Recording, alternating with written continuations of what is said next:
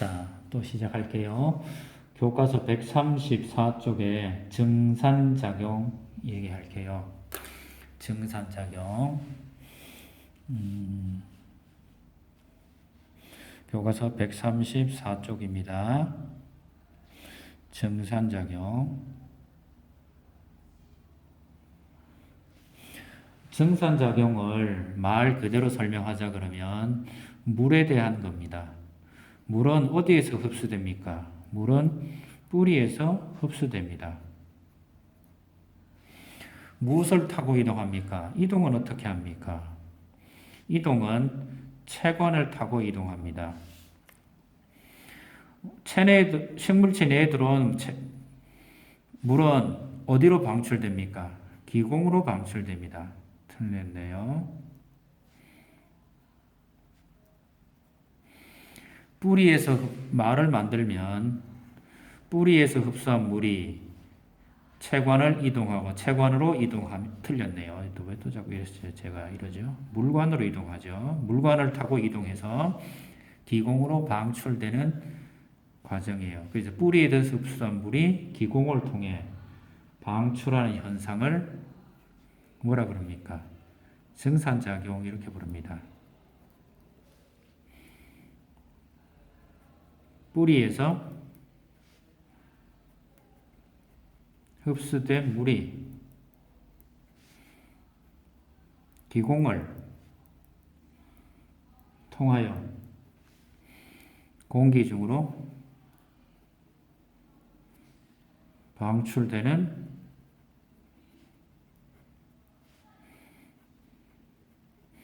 뿌리에서 흡수된 물이 기공을 통하여 공기 중으로 방출되는 이 모든 과정이 이게 뭐라 그럽니까? 이걸 전부 통칭해서 증산작용 그럽니다. 그러면 증산작용은 뿌리에서 이렇다는 얘기죠. 그럼 그러면 기공을 통해서 한다 그랬습니다. 그럼 기공은 이건 어디에 있습니까? 기공은 잎에 있습니다. 잎에 앞면이 아니고 뒷면에 있습니다. 뒷면에 있습니다. 기공을 그림을 잠깐 볼까요? 이게 우리 교과서 그림인데 잎의 이게 어느 쪽입니까? 이게 잎의 앞쪽입니다. 잎의 앞쪽에는 빼곡하게 뭐가 있습니까? 이거 엽록체입니다. 엽록체입니다. 빽빽하게 있다 그래서 이걸 가지고 무슨 조직이라고 그럽니까? 무슨 책상 조직 이렇게 부릅니다. 뒷면에 듬성듬성 있는 걸 가지고 이것도 엽록체가 있습니다. 느슨하다 그래서 해면 조직 이렇게 부릅니다. 표피가 있고요. 여기가 이제 열려 있는데 이게 공변세포입니다. 공변세포는 광변세포는 이렇게 두 개가 되어 있어요. 이런 모양이에요. 이게 제 손바닥이 공변세포입니다. 그럼 여기 열린 부분이 뭡니까? 이게 기공입니다. 그럼 다칠 때는 이렇게 되면 다치겠죠. 공변세포에 물이 가득 찬다. 제 손이 공변세포입니다. 물이 가득 차면 팽압 때문에 이렇게 열립니다. 열리면 일이 뭐가 나온다고요? 제 공간이 보이시죠? 일이 물이 빠져나옵니다. 물이 수증기가 돼서 빠져나옵니다. 그러면 다칠 때는요, 이렇게 되죠. 그럼 기공을 열었다 닫았다 하는 세포를 뭐라 그런다고요? 공변세포라 그래요. 공변세포. 뭐 닫았을 때, 열었을 때 이렇게 됩니다. 공변세포가 그러면 증산작용을 하면 어떤 효과가 일어납니까? 되죠. 효과는 굉장히 많습니다. 근데 우리 교과서적을 하자 그러면 1번은 첫 번째는 물질의 이동입니다. 물질의 이동입니다. 뿌리부터 시작해서 쭉 물관은 다 이어져 있는 관입니다. 그래서 물이 어디 한쪽에 움직이면 그 물관을 따라서 물에 모든 게 움직입니다. 반대로 체관도 다 이어져 있습니다. 그러면 어디에선가 물이 움직이면 체관에 있던 모든 물질이 다 같이 움직입니다. 그래서 물질 이동이 됩니다. 그 다음에 또 했죠. 체온 조절이 된다 그랬죠. 얘들도 살아있는 거니까. 그 다음 세 번째, 물을 흡수하는, 이건 우리 교과서는 없어요. 물을 흡수하고 높은 곳까지 물이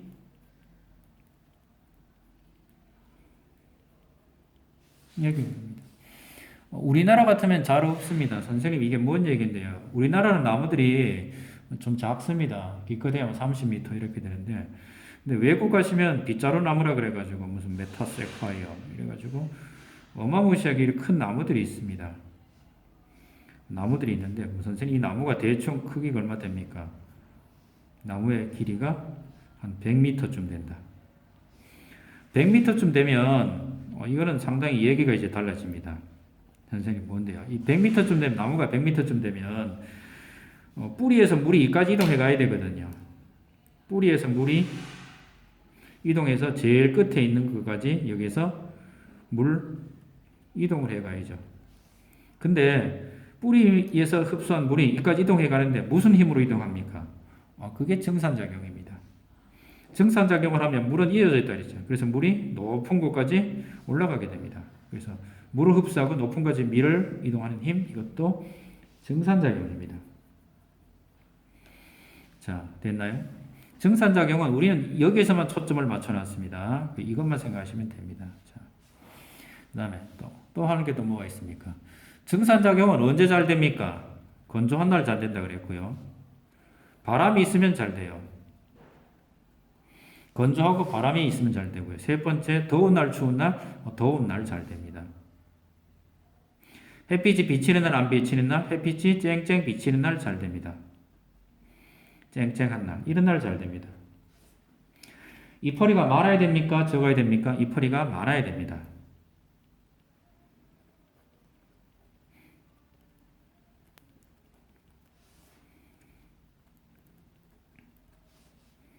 이런 거죠, 뭐.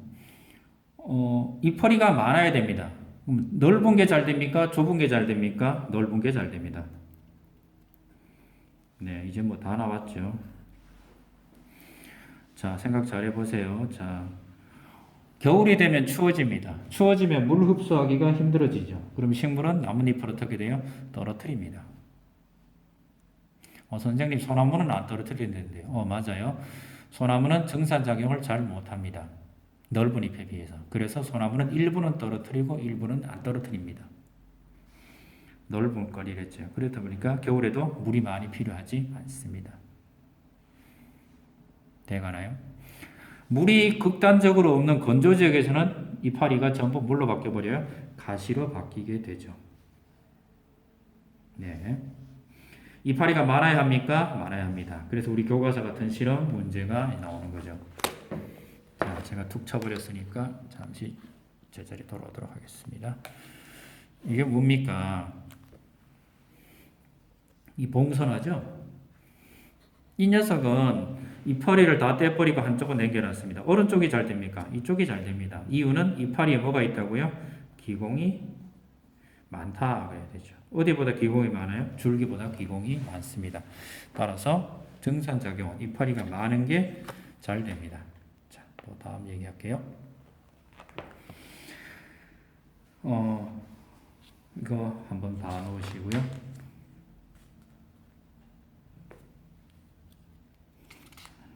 자, 또 볼까요?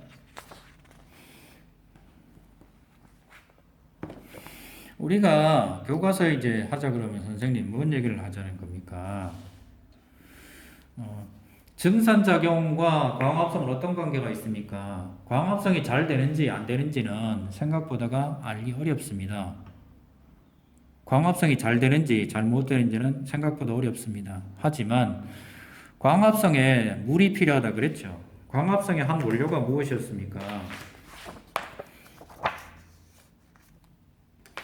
광합성은 공기 중에 있는 CO2와 물 속에 있는 H2O가 합쳐서 당분 만들고 산소 만드는 겁니다. 근데 광합성을 이게 잘 되고 알기 위해서는 이렇게 볼까요? 광합성이 잘 되고 있는지 안 되고 있는지는 산소를 측정해도 됩니다. 하지만 제일 쉬운 거는 정산작용을 생각하면 됩니다. 정산작용이란 거는 뿌리에서 흡수한 물이 구이온으로 나누는 거잖아요. 그럼 물을 왜 흡수합니까? 이동시키기 위해서, 광합성하기 위해서도 합니다. 그래서 정산작용이 크면 뭐가 크다라고 그래요? 보통 이게 같은 말로 씁니다. 광합성량이 잘 된다라고 파악을 하는 겁니다. 이제 뭔 말인지 대가시나요? 그래서 정산작용이 잘 된다, 광합성이 잘 된다라고 파악을 하는 겁니다. 뭐 어렵게 생각할 필요는 없습니다. 이거 같은 얘기입니다. 광합성은 아까도 계속하고 있죠. 광합성은 빛에너지가 있어야 되고요. 물을 받아서 CO2가 여기 당분 만든 거라 그랬죠. 그럼 이 물, 이게 정산작용으로 움직인다 그랬죠. 그러면 정산작용이 크다 이 얘기는 광합성이 잘 된다라고 표시하시면 됩니다. 뭔 말인지 아시나요? 자, 그래서 우리 교과서에 나온 말이 말이에요. 뿌리에서 흡수한 물이 이까지 상승하고 열린 기공을 통해 공기 중에 이산화탄소가 많이 흡수되므로 광합성량도 크다. 뭐요?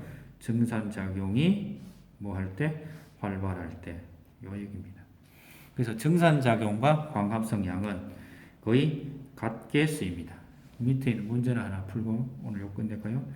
기공이 열렸을 때 공기 중에 뭐가 흡수됩니까? CO2가 흡수되고 뿌리에서는 H2O가 흡수됩니다.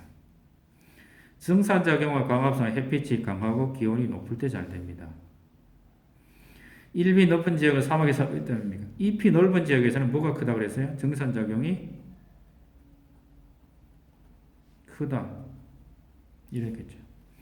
근데 물이 부족한 사막에서는 어떻게 돼요?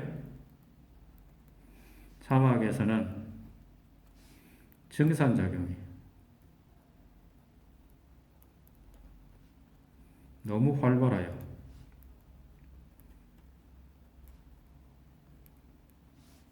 생존이 어렵다. 선생님 이 얘기를 왜 합니까? 정산작용은 뿌리에서 흡수된 거라 그랬죠. 정산작용은 물을 가지고 하는 건데요. 뿌리에서 물을 흡수하겠죠. 그다음 기공으로 내보내겠죠. 근데 뿌리에서 흡수되는 것보다 기공에서 나가는 게 많으면 어떻게 됩니까? 시들겠죠. 뿌리에서 흡수되는 게 기공보다가 많다. 그럼 팽팽하니까 열리겠죠. 이거는 문제가 안 됩니다. 근데 위가 문제되죠. 뿌리에서 흡수되는 물. 근데 기공으로 방출되는 물. 기공으로 방출되는 물이 더 많아요. 그러면 식물이 시들죠.